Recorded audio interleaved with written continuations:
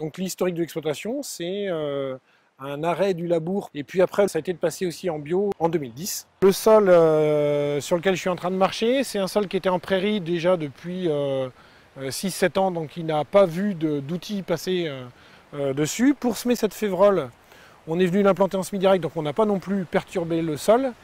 Et le pari qu'on veut relever là sur l'implantation du maïs, c'est aussi de semer le maïs sans venir passer des outils à dents pour perturber le sol. Et donc là on arrive à la fameuse étape du mulch, donc dans lequel on passe cet outil qui est un rotovator un peu amélioré. On est en gros sur une profondeur qui varie de 1 cm à 2-3 maxi.